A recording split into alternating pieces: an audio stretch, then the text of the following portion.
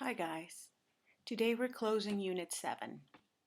So the first thing we're going to do is go to page 88 on your book and we're going to skills for writing.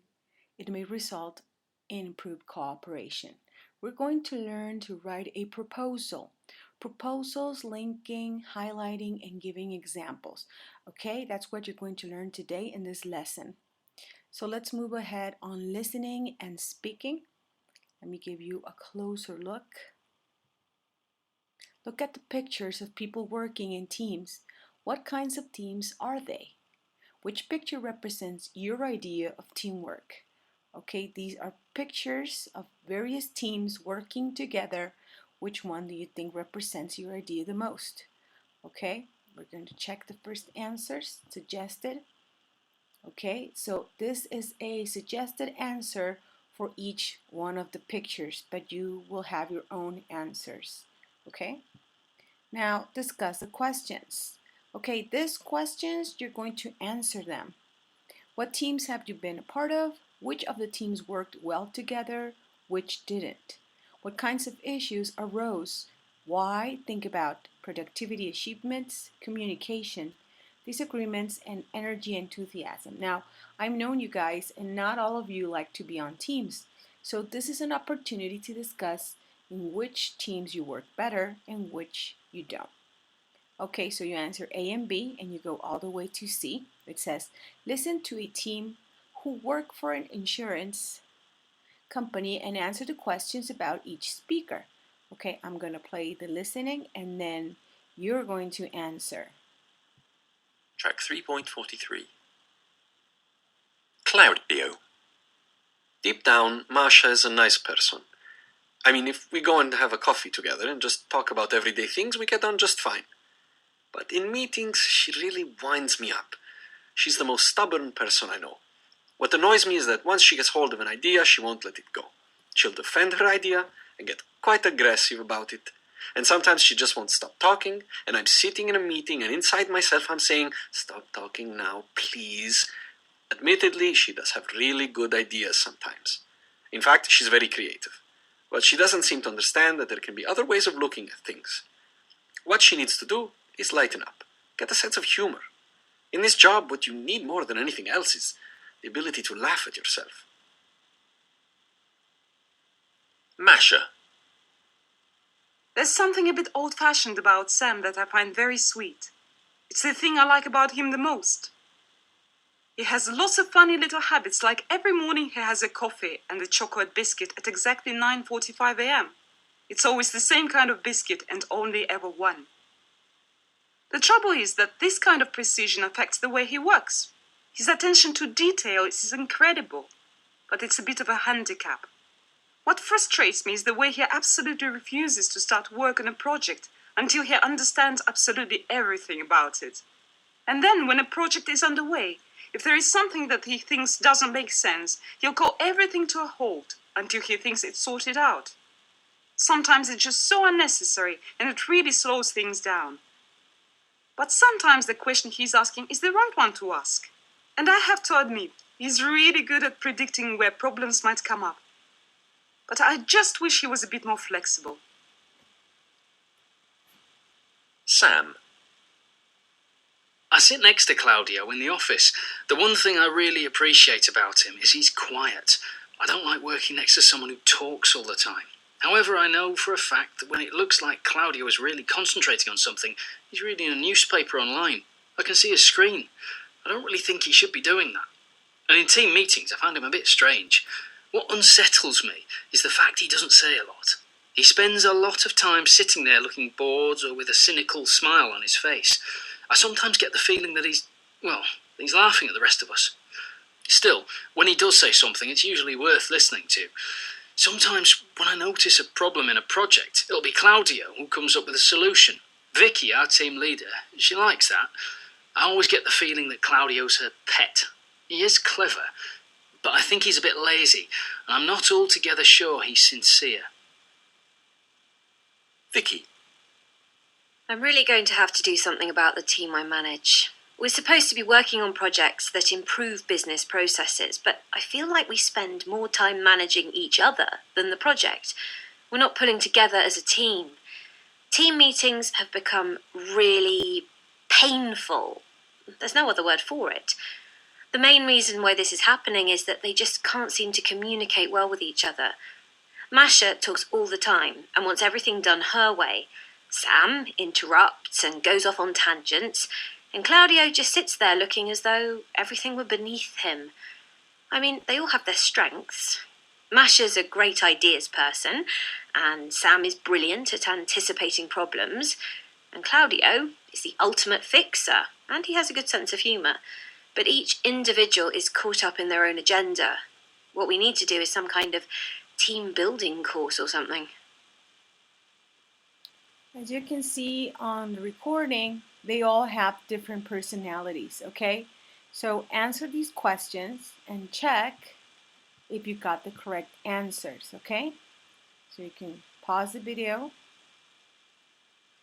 and check each answer, okay? So you can see they all have very different personalities, and sometimes when different personalities clash, that's what happens. You can't work as a team, okay?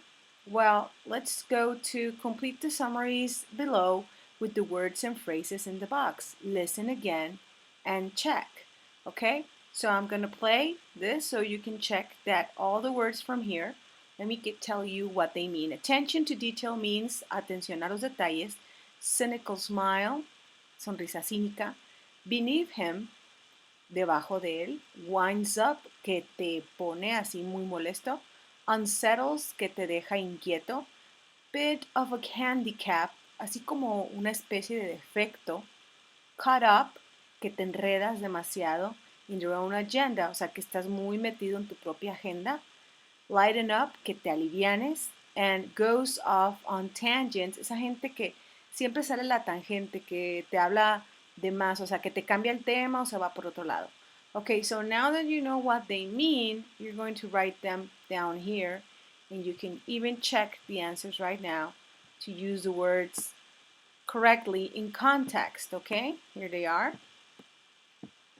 Match them and see, for example, Masha winds up Claudio when they have meetings. I mean, he gets upset as soon as Masha and him have meetings together. Claudio thinks Masha should lighten up, you know, she should be like, see the funny things, the funny side of things, like be more fun. Okay, so match them and then order these personality attributes from 1 through 6 from the most tolerable to the least tolerable. Okay, everybody's going to have a different one because, you know, some people may tolerate more if others are insincere, but maybe others don't tolerate cynical smiles. So it depends on you, okay? And you should give reasons why you wrote that order down. Okay, on the next page, page 89, reading. Read the proposal Vicky wrote for a team building program for the consideration of senior management. Why has she chosen the interpersonal gym? How does she imagine the program will help her? Okay, what do you think the reaction of the team members will be when Vicky tells them about the team building program? Okay, so her proposal, let me show you, it's right here.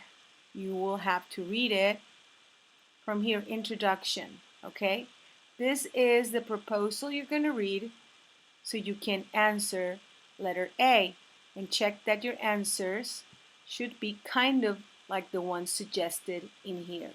Okay, but you need to read the proposal first and get your own answers. Okay, you're going to answer A and B.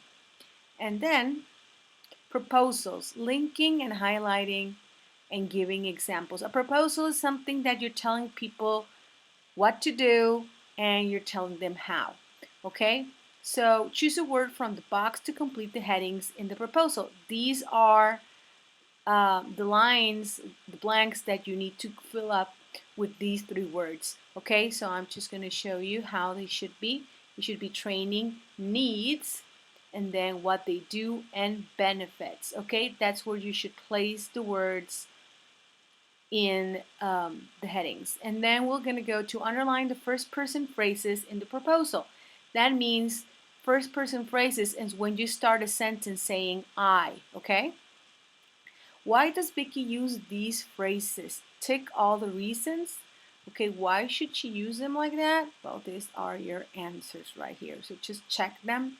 They have to go, they have to be congruent with the thing on the text, okay?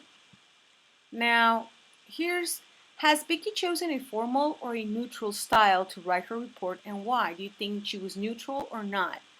Well, answer this question and use this writing tip.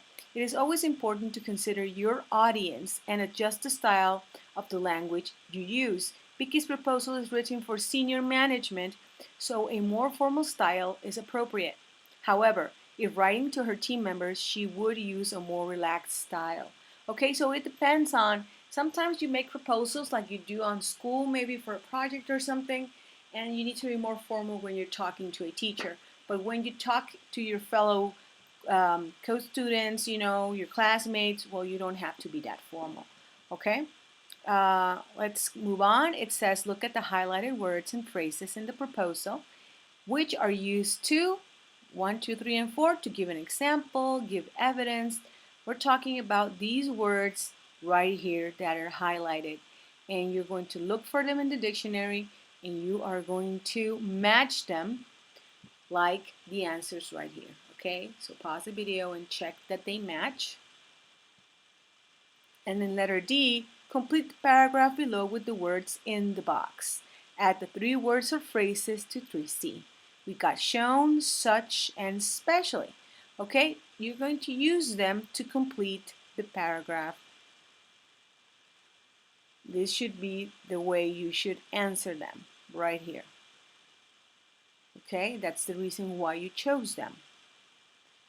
Now go to Writing Focus 7D on page 173. We go all the way to page 173. And on page 173, we got linking and highlighting and giving examples. Okay, add a linking word or phrase from the table where there is a, the symbol right here in 1 through 7. Often more than one answer is possible. So you're going to complete with one of these linkers, okay? A linker for highlighting and for giving examples. For highlighting is when you want to highlight something, make it really important. And there's another linker to give an example. When you are giving an example, it goes before the example. Okay, so you're going to match them, and you have to see that they go like this in each sentence. Okay, it is very important that you know the difference how to use them. Okay. In B, you are the social program coordinator for a staff student social program which is experiencing problems. Complete these sentences with your own ideas. In this case, you're going to complete it with your own ideas. You could see, that it's going to be only your ideas. There's no other answer about it. So try to use these when you're doing your answers, okay? And then C, write sentences about the English language progress you and your classmates have made. Use linkers for highlighting and giving examples of particular achievements. Okay, in this case, again, it's your own answers. So you have to think about when you started learning English and how has your progress been. So try to use these linkers right here, okay? So now we're going back to our page right here. Okay. And then letter C, write a proposal to someone in authority for a team building personnel development day. Indicate which day you plan to go on and why. Describe how you think the team building will benefit the team, and remember to be gently persuasive and use formal language. You're going to do this proposal for your authority. You can look at the example above so you can have a little bit of an idea what you're going to write about. And then imagine you're the person in authority. Read another student's proposal. Will you accept? Why not? Well, in this case, I'm going to read your proposal and I would tell you if I would accept or not. Okay? Well, this is how we end Unit 7. So the last page on Unit 7 would be the review and extension. This is a very important page because this is where you're going to work on what you learned. Okay? So you're going to answer these exercises with the knowledge you already obtained. So I'm just going to flash the answers so you check that you have them correctly. Try to answer it first before looking at the answers. You can pause the video and start answering them on your book, because this is a way you will know that you understood the lessons. Okay? So just check your answers, because when you study, you will need to study from this page, okay? Because it summarizes all the exercises you need to practice, okay? So here you go.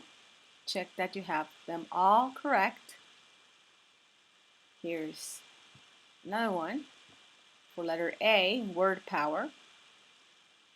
You have any definitions of words you don't recognize, try to look for them on the dictionary or on internet.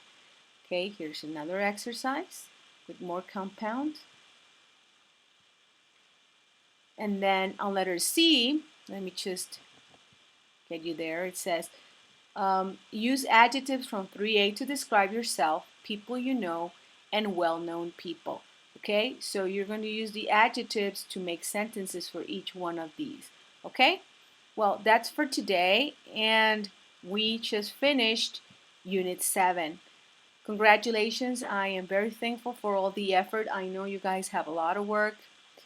I tried to make it a little bit easier for you, but still, you need to focus. Don't forget you need to learn English.